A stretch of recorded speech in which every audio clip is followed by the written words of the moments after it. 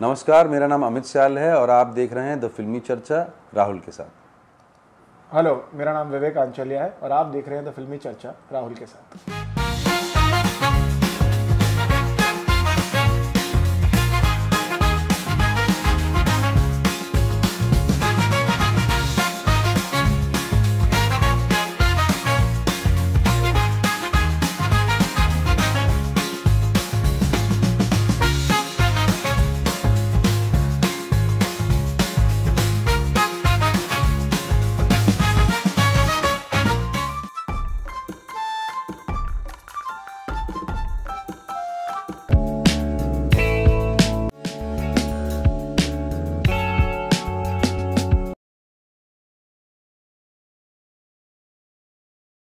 Hello नमस्कार, मैं हूं राहुल और आप देख रहे हैं द फिल्मी चर्चा। आज हमारे साथ तिकड़म फिल्म के डायरेक्टर और एक्टर हमारे साथ हैं। तो चलिए बिना देर किए मिलते हैं उनसे। कैसे हैं सर आप? बहुत बढ़िया। आप कैसे? आप सर कैसे हैं? फिल्म का ट्रेलर देखा हमने, बहुत ही खूबसूरत है, बहुत ही इमोशनल और ऐसी कहानी लग रही है जैसे हर कोई खुद से कनेक्ट करेगा। वो क्या आपने शूटिंग के दौरान अपने कुछ पुराने पल को मिस किया? क्या खुद से कुछ कोई ऐसा सीन, कोई ऐसा पल रिलेट किया आपने खुद से? ऐसी कहानी में ज़रूरी नहीं है कि हूबहू वैसा ही कोई पल हो आपकी लाइफ में, लेकिन जब आप ऐसी कहानी में काम करते हो तो बहुत सारे आपके जीवन से आप बोरो करते हो, एक्टिंग करते हो। तो हाँ, ऐसे बहुत सारे पल रहे हैं कि मुझे याद है, मैं बचपन में मुझे आर्मी पब्लिक स्कूल में डाल दिया गया था। मैं हूँ कानपुर का, तो मेरे माताजी पिताजी को लगा कि भाई APS में पढ़ेगा तो ज़्यादा इंग्लिश सीखेगा, बढ़िया निकलेगा, डिसिप्लिन रहेगा। तो 2 साल के लिए मैं बचपन में, बहुत ही बचपन में अलग रहा मैं अपने माँ बाप से। और वो मैं अपनी बुआ जी के साथ रहता था और वो बहुत प्यार करती थी मुझे, लेकिन माँ बाप होते हैं, है ना। तो बहुत मिस करने लग गया। तो मुझे याद है कि मेरे पिताजी एक बार आए थे मुझसे मिलने मिड टर्म में और करोल बाग लेके गए मुझे घुमाने, कुछ वेफर्स के पैकेट दिलवाए, चाट पकौड़ी खिलवाई, इधर उधर घूमे, बातें करी, पूरा दिन स्पेंड किया मैंने पहली बार अपने पिताजी के साथ लाइफ में। और जब वो छोड़ के जा रहे थे तो हम दोनों ही खूब रोए। तो वो ये कहानी जो उसी तरह की है कि आप जब अपने प्यारों से अलग हो गए होते हो या होने वाले होते हो, तो वो जो एक एंग्विश होता है, पेन होता है, इसके ऊपर फिल्म। सर, बाप बेटे का रिश्ता हमेशा से एक अनोखा रहा है। इस पर कई सारी फिल्में भी बन चुकी है, शॉर्ट फिल्म, वेब सीरीज सारी। आप क्या नया करने की कोशिश कर? मैं एक्चुअली नए से ज़्यादा पुराना करने की कोशिश कर रहा हूँ कि ये मुझे लगता है कि ये एक ऐसी चीज़ है जो हमारी सोसाइटी में ना, अब जो हम ग्लोरिफिकेशन कहते हैं, माँ का बहुत ग्लोरिफिकेशन हुआ है। फिल्मों में भी बाप को हमेशा वो सख्त किरदार दिखाया गया है, मर्द को दर्द नहीं होता, जो हमारा पूरा फिल्मों के अंदर स्पेशली। और मुझे लगता है एक पूरी जनरेशन है, इनफैक्ट 2-3 जनरेशन हैं जिन्हें ये बताया गया था कि अगर तुम मर्द हो तो तुम्हारा काम है सख्त होकर रहना, जीवन की परेशानियों से लड़ना, उफ ना करना और पिलर की तरह खड़े रहना, बस ये आपको बताया गया था। तो जो मुझे लगता है बहुत हमारे देश में स्पेशली मर्दों में बहुत रिप्रेस्ड इमोशंस हैं, जो आज हम एक ऐसी दुनिया में हैं जहाँ हम एक्सप्रेस कर पा रहे हैं खुद को। इसलिए आप देखोगे तो पिछले 5-7 साल में ये जो फादर सन रिलेशनशिप है, फादर डॉटर रिलेशनशिप है, ये कहानियाँ बहुत बढ़ रही हैं। तो मुझे लगता है ऐसे बहुत सारे फिल्म मेकर्स जो 80s में पैदा हुए, 90s में पैदा हुए, वो ये चीज़ें कहना चाहते हैं। उसके पहले भी जो पैदा हुए तो वो कहना चाहते हैं। जैसे मुझे एक वो 3 इडियट्स का एक बड़ा कमाल का एक सीन याद आता है, जो माधवन के फादर के साथ उनका सीन है, जो बहुत मेमोरेबल सीन है। तो वो इमोशन रहा है, बाप ने किया है वो बच्चों के लिए, लेकिन बाप का वो भी तो कर्तव्य होता है ना। हमें बताया जाता है कि तुम डंडा नहीं उठाओगे तो ये बिगड़ जाएगा, जो वो कहा जाता है। तो मुझे लगता है जो वल्नरेबिलिटी है मेन में और मर्दों में, उन्होंने कम दिखाई है। तो इसलिए, और वो बहुत टाइम से है, इसलिए बहुत पुराना है, जो एक उसको आप कह लीजिए एक बैगेज कह लीजिए या जो भी, तो वो एक पुरानी चीज़ है जिसको मैं अब दिखाना चाहता हूँ फाइनली। ट्रेलर देखते टाइम एक वो हमें गाना याद आता है डंकी फिल्म का, शाहरुख खान में जो था गाना, वो कि हम निकले थे कभी घर से, घर हमारे दिल से कभी नहीं निकला। तो क्या इस प्रोफेशन में, वैसे तो सारे प्रोफेशन, जब आप काम में घुल मिल जाते हैं, डूब जाते हैं, तो आपके पास वक्त नहीं होता पीछे मुड़ के देखने का, क्या कोशिश करते हैं या कभी जा पाते हैं पीछे मुड़ के, पीछे की दौड़ में? देखिए क्या है ना कि सिर्फ यादें नहीं है मेरे हिसाब से। कभी कभी क्या है कि वो बरसात जब आने वाली होती है तो जब पहला बूंद गिरता है धरती पे तो मिट्टी की जो सौंधी से महक आती है वो भी आपको किसी याद में ले जाती है वापस, है ना। कुछ आपने खा लिया वो भी आपको पिछली यादों में लेके चली जाती है। तो ऐसे तो आती रहती हैं यादें, यू नो, चीज़ों की। ये भी आपने सही कहा कि अब वहाँ तो जा नहीं सकते हैं क्योंकि हम तो यहाँ हैं, है ना, लेकिन वो याद हमेशा रहना चाहिए और वो आपके रूट्स होते हैं, ठीक है ना। तो उन यादों को सराहना भी चाहिए। और कभी कभी जैसे मान लीजिए मैं तो कानपुर का हूँ, तो कभी कभी जैसे लखनऊ चला गया शूटिंग वूटिंग करने, तो I make it a point कि मैं एक दिन के लिए ज़रूर जाऊँ वहाँ पे, पुराने दोस्तों से मिलूँ, वही तफरी करूँ, वही सड़कबाजी करूँ, हाँ, वही गोलगप्पे खाऊँ, चाट खाऊँ। तो मैं ज़रूर जाता हूँ वहाँ पे वापस, उसको वापस से फील करने के लिए। और बहुत ज़रूरी है वो अपने दिल को ठीक रखने के लिए। आप कितनी कोशिश करते हैं पीछे मुड़ के देखने का? मैं तो बहुत, मुझे तो लगता है कि बहुत सारी जो चीज़ें हैं ना जो जीवन में इकट्ठा हो जाती हैं आपकी, हम सब वही हैं, we are a product of जो भी हमने अभी तक जिया है, जिन भी लोगों के साथ हम रहे हैं।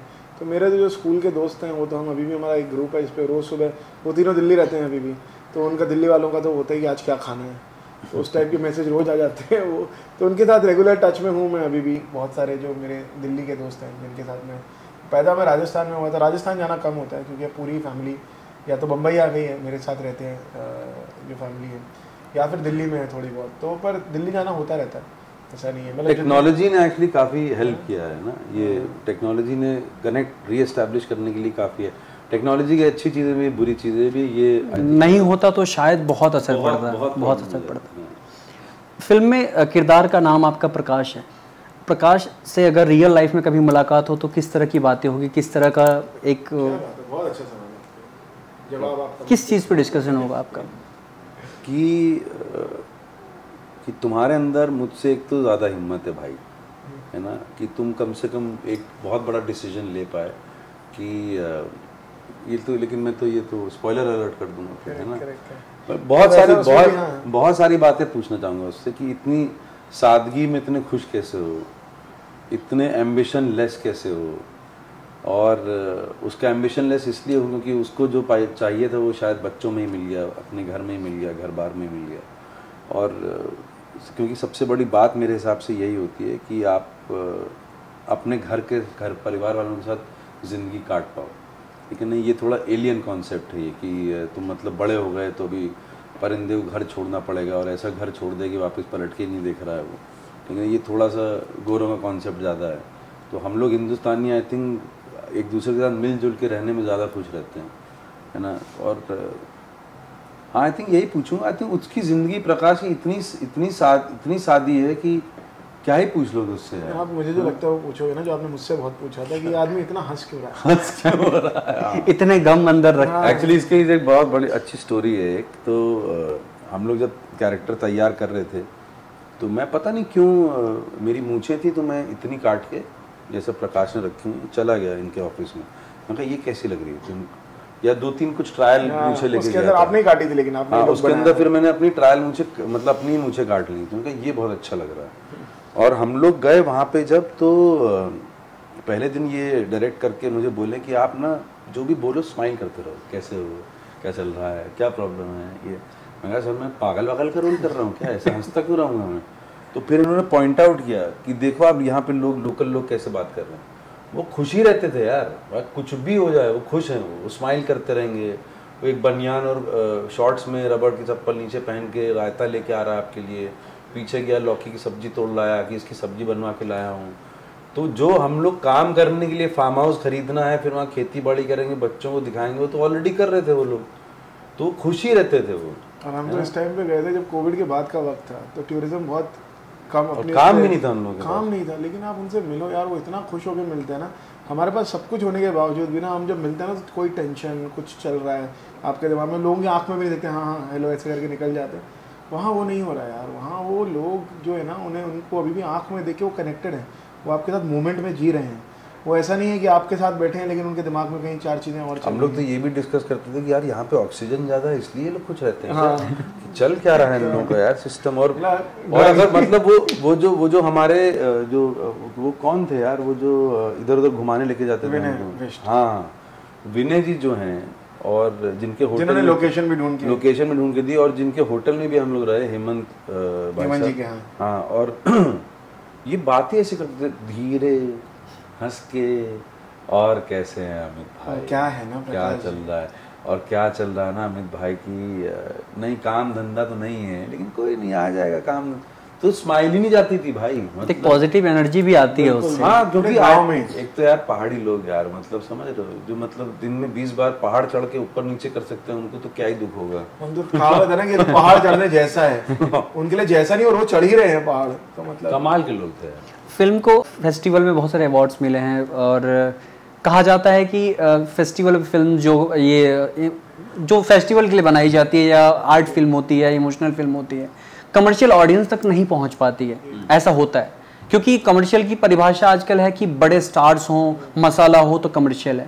तो इन चीज़ों को कैसे बैलेंस करते हैं? मुझे नहीं लगता कि इनका भी आंसर ये होगा। हमने फेस्टिवल के लिए नहीं बनाई है ये फिल्म है कमर्शियली।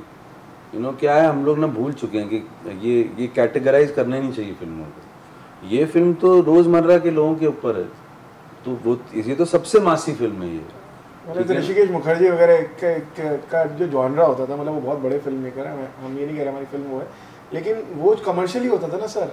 अभी वो सादगी जो है फिल्म के अंदर, हमारी फिल्म में 6 गाने हैं, 2 मोहित चौहान ने गाए, 1 स्वानंद ने गाया है, 2 ब्रिजेश ने गाया, किशोर ने गाया, तो गाने हैं फिल्म के अंदर। फिल्म का जो पूरा मूड है, तो हम एक चाहे वो मुद्दा हो हमारी फिल्म के अंदर, लेकिन हम मुद्दे को, जैसे अगर मैं आपको एग्जाम्पल के तौर पर समझाना चाहूँ तो तारे ज़मीं पर एक कमर्शियल फिल्म है। तारे ज़मीं पर एक बहुत सीरियस सब्जेक्ट के बारे में कमर्शियल फिल्म है। 3 इडियट्स भी एजुकेशन सिस्टम के बारे में एक बहुत सीरियस सब्जेक्ट के बारे में कमर्शियल फिल्म है। मुझे लगता है हमारी भी कोशिश वही रही है कि चाहे हमारा मुद्दा कुछ भी हो, हमने बड़े ही इनोसेंस वो बच्चों का एक लेंस लेके, और एक चाहे प्रॉब्लम बड़ी है, लेकिन हमने बहुत एंटरटेनिंग तरीके से उसको बनाने की कोशिश की है। हमने कभी भी ये नहीं कहा कि अच्छा, हमने डॉक्यूमेंट्री वाला जो स्टाइल होता है कि एकदम रियल ऐसा है, ऐसा ही होना है, हम सिखा कुछ नहीं रहे, हम दिखा रहे हैं 2 बच्चे हैं जो बाप को नहीं जाने दे रहे, उतनी सी बात है। अब उसके अंदर बहुत कुछ है, उतनी सी बात नहीं। ये फिल्म अगर थिएटर में रिलीज होती तो क्या आलम होता? Super hit. लेकिन यहाँ पे भी हो जाएगी सुपर हिट, आप लोग का साथ रहेगा, हो जाएगी, ऑडियंस के साथ रहेगा, हो जाएगी। ये टिपिकल उस तरीके की फिल्म है यार, कि अगर आप देखोगे ना, आप 20 लोगों को बताओगे, तो हमें बस वहीं तक पहुंचना है इस फिल्म के साथ कि 10 लोग देखें जो 100 लोगों को बताएं, 200 लोगों को बताएं, ठीक है ना। तो ये हमारा कॉन्फिडेंस इसलिए भी है ना, हम जब जागरण में गए थे तो क्या होता है, हम बनाने के बाद आपको लगता ही है यार, आप क्या इंटरव्यू में चाहे कुछ भी कह लो, आपको कमियां दिखती हैं अपनी फिल्म के अंदर, है ना। एज अ डायरेक्टर तो ज़्यादा दिखती हैं आपको और भी। तो मुझे लगता था यार कि ठीक है, पहली फिल्म है ऊपर से मेरी एज अ डायरेक्टर, तो मैं तो बहुत नर्वस ही था, मुझे ऐसा कुछ भी नहीं लग रहा था कि मैंने कोई बहुत अच्छी फिल्म बनाई है जो भी।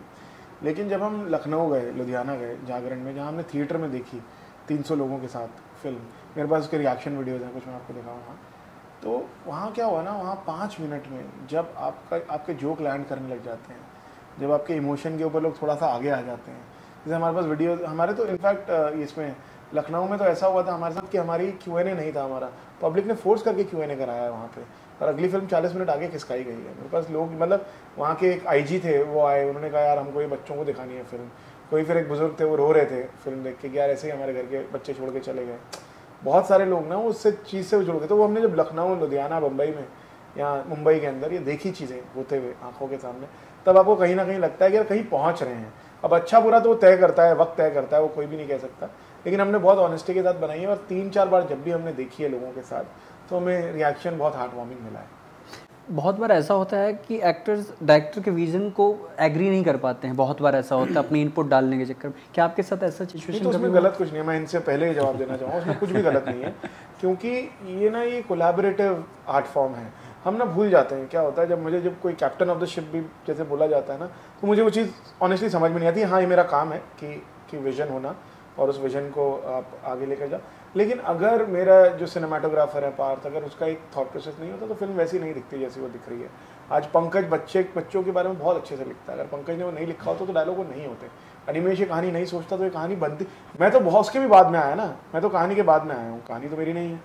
तो ये बहुत ही कोलैबोरेटिव प्रोसेस है। और अगर एक एक्टर को लगता है कि यार ये सीन आपने जो लिखा है ना, ये ऐसे नहीं होना चाहिए, तो वो बैठ के एक हेल्दी डिस्कशन क्यों नहीं हो सकता है इस बारे में। मुझे तो लगता है यही कई बार ये हमारी प्रॉब्लम बन जाती है, ईगो जो है ना एक फिल्म मेकिंग के अंदर, कि मैं डायरेक्टर हूँ तो मैं करूँगा, या ये स्टार है तो ये बोले कि जैसा मैं बोल रहा हूँ वैसा। आप डिस्कस करो, या तो ये मुझे कन्विंस कर लेंगे या मैं इन्हें कन्विंस कर लूँगा।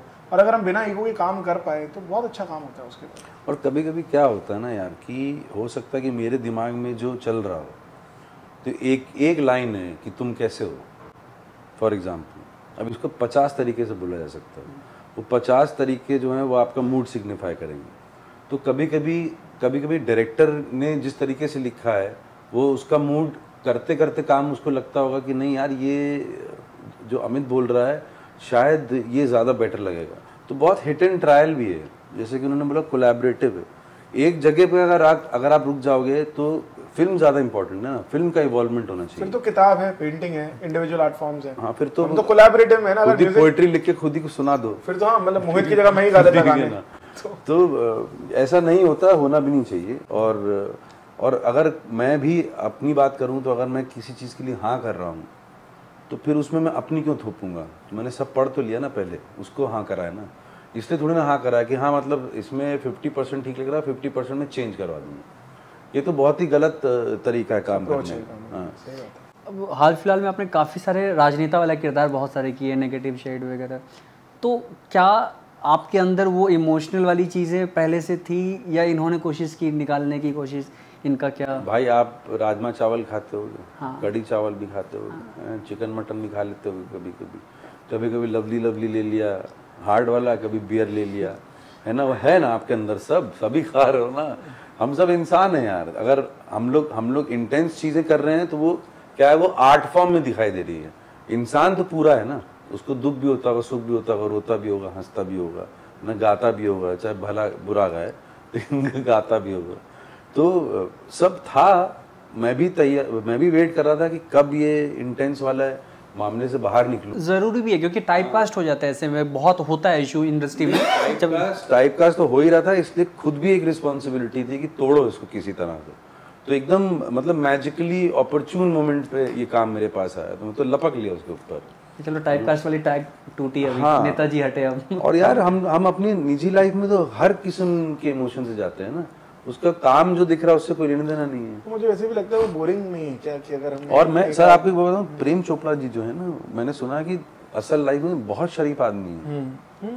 और वो क्या काम कर रहे थे वो, प्राण। हाँ प्राण। तो वो मुझे भी यही लगता है कि वो बोरिंग भी है ना, कि अगर हम एक ही चीज़ को दो तीन चीज़ें होती है ना। एक तो आपको वही चीज़ को देख देख के बहुत मज़ा आ रहा है। एक होता है कि हाँ यार आपको पता ही है, अगर आपको ऑडियंस की को प्रिडिक्टेबिलिटी मिल गई, उससे ज़्यादा मुझे लगता है फिल्म के लिए नुकसान कुछ नहीं हो सकता। कि अगर आपकी ऑडियंस ही बता दे कि आपका एक्टर क्या करने वाला है, तो वो I think is a problem for a film. जैसे किसी ने बोला काम देख के कि मुझे लगा आप अभी कुछ करोगे, अभी ना कुछ करोगे, बच्चों को धक्का दे दोगे पहाड़ी से नीचे, ऐसा कुछ करोगे। मन में बैठा हुआ। हाँ कि अभी कुछ करेगा, ये अभी कुछ करेगा। उन्होंने बोला कि मैं इतना खुश हो गया कि आपने कुछ किया ही नहीं यार, क्या कर दिया आपने यार। तो मतलब ऑडियंस को सरप्राइज करना भी तो अपना कर्तव्य है ना भाई, है ना। वही करते रहेंगे तो क्या, उनको जब तक तुम करते रहोगे 10-12 बार और अच्छा लगेगा, फिर उसके बाद वही बोर होने लग जाएगा। नहीं, हम ट्रस्ट नहीं करते यार ऑडियंस को। हम बहुत डर के मुझे लगता है, मैं तो पहली फिल्म है लेकिन मुझे लगता है ये बहुत डर है कि अगर हमने ऑडियंस को कुछ अलग दे दिया ना तो ऑडियंस हजम नहीं कर पाएगी। ऑडियंस तो अलग ही हजम करना चाहती है, ऑडियंस चाह ही नहीं रही कि आप वही चीज़ वापस दो उनको। आपने कभी लाइफ में कोई रिस्क लिया है, सबसे बड़ा रिस्क, चाहे किसी रोल को लेके या करियर में किसी चीज़ को? भाई सबसे बड़ा रिस्क तो एक्टर बनने का लिया है भाई। मतलब 30 साल की उम्र में तो मैं काम धंधा छोड़ के एक्टिंग में आगे वापस, कि अब मुझसे काम धंधा कुछ और हो नहीं रहा है, मन नहीं लग रहा है, यही करूँगा चाहे भूखे मर जाऊँ। तो सबसे बड़ा रिस्क तो आई थिंक लाइफ का यही है। बट वो रिस्क कभी लगा ही नहीं, क्योंकि वो रिस्क लगा मेरे घर वालों को कि 30 साल की उम्र में दिमाग खराब हो गया इसका, अभी एक्टर बनेगा, ठीक है ना। तो वो, लेकिन वो धीरे धीरे उनका भी शक शुबा दूर हो गया। वो क्या, उन्होंने जब काम देखे ना 1-2 इनिशियल ईयर्स में, तो उनको लगा नहीं कर लेगा ये, तो खाने पीने की दिक्कत है, दे देंगे 100-200 रुपये रोज के ताकि मरे नहीं ये लेकिन कर लेगा ये आई थिंक। और ये और risk in that sense, risk तो यार लेना ही पड़ेगा ना यार। मतलब कुछ भी काम करोगे लेना ही पड़ेगा, क्योंकि अगर तुम्हें सिर्फ नौकरी ही करनी है किसी, तो वो तो नौकरी में भी रिस्क है। नौकरी में भी किसी और दूसरे बड़े ओहदे पे जाना है तो कुछ अलग करके दिखाना पड़ेगा। तो रिस्क तो पार्ट ऑफ लाइफ है यार। तो सबसे बड़ा रिस्क तो एक्टर ही बनना है। और सबके लिए मतलब मैं तो ये कह रहा हूँ, अगर मैं कर सकता हूँ तो कोई भी कर सकता है। लाइफ में इंडस्ट्री में खासकर बैकअप कितना ज़रूरी है, क्योंकि आपने भी दिन हर साल कुछ ना कुछ नई स्टोरी आती हैं कि ये एक्टर के पास खाने के लिए पैसे नहीं, जो लास्ट मोमेंट में, तो कितना बैकअप ज़रूरी है? क्या आपका बैकअप, क्योंकि बहुत सारे बिजनेस को, जितने बड़े बड़े एक्टर्स हैं, कुछ किसी का होटल बिजनेस, किसी का रेस्टोरेंट बिजनेस, तो सब कुछ ना कुछ बैकअप रेडी करते जा रहे हैं, कितना ज़रूरी है? मुझे नहीं पता कितना क्या ज़रूरी है। मैं जब एक्टर बनने आया था मुझे बस इतना ही पता था कि यही करना है और अब बाकी दुनिया से संन्यास है, अब या तो करूँगा या मरूँगा, यू नो। और आई थिंक अगर आप इस लॉजिक से आओगे, इस जज्बे से आओगे, तो कुछ ना कुछ तो होगा ही होगा। मुझे बस इतना लगता था हमेशा कि रियलिटी चेक में रहो, पहले देखो ज़रा आसपास में कि लोग तुम्हारे बारे में क्या बोल रहे हैं, तुमको काम करना आता भी है कि नहीं आता है। अपनी धुन की मत आ जाओ कि एक्टर ही बनूंगा, तो क्योंकि हमारी इंडस्ट्री में तो एक्टर ही थोड़ी ना है प्रोफेशन, 50 और प्रोफेशन है। तो अपना देखो ना यार, कहाँ पे सेट हो सकते हो। क्रिएटिविटी में जाना ना तुमको। अगर तुमको सिर्फ एक्टर बनना है तो तुम गलत रीजन की वजह से एक्टर बन रहे हो। फिर तुमको ना वो चाहिए फेम, फोटो खींचे, इंटरव्यू हो तुम्हारे, वो सब कभी क्राइटेरिया नहीं था भाई लाइफ में, है ना। तो रियलिटी चेक में रहना बहुत जरूरी है कि तुम जो कर रहे हो उसके काबिल हो कि नहीं। लाइफ में प्रमोशन कितना ज़रूरी है? प्रमोशन इन द सेंस, मेरा कहना है पैपराजी कल्चर से, क्योंकि आजकल फिल्म में दिखे ना दिखे लेकिन एयरपोर्ट पे आर्टिस्ट दिखते हैं, रेस्टोरेंट के बाहर दिखते हैं, पता नहीं कैसे ढूंढ लेते हैं पैपराजी वाले उनको, है ना। कितना ज़रूरी है दिखना, खुद ही फोन करते हैं क्या लोग? वो सब बहुत बड़ी बातें हैं वो। लेकिन आप बताइए अपना पॉइंट ऑफ व्यू कि कितना ज़रूरी है ये? अगर फिल्म में नहीं दिख रहे हैं तो क्या हर जगह दिखना ज़रूरी है? यार अच्छा काम करोगे तो हर जगह दिखोगे। अब क्या होता है ना, अच्छा काम, अब तो क्या है ना, सब धंधे पानी वाली बातें हैं। मैं पीआर वालों का धंधा क्यों खराब करवाऊँ, ये भी पीआर वाले ही करवा रहे हैं, ठीक है ना। तो पॉइंट ये है कि काम अच्छा करोगे ना तो जो पीआर भी है, जो इंटरव्यूअर्स भी हैं, आप जैसे लोग हैं, वो कम से कम कुछ पूछने लायक तो होंगे, है ना। तो उनको भी तो मजा आएगा ना यार कि ये देखा है अच्छी चीज, अब इसमें अलग अलग सवाल पूछने का मेरे को भी तो मौका मिल रहा है और झूठ नहीं बोलना पड़ रहा। हाँ, तो क्या है ना कि एक कलेक्टिव कॉन्शियस बढ़ता है उससे, ठीक है ना। अभी सिर्फ फोटो खिंचवाना है, ये करवाना वो करवाना है, कोई ज्यादा इंटरेस्ट नहीं है उसमें, बिल्कुल भी इंटरेस्ट नहीं।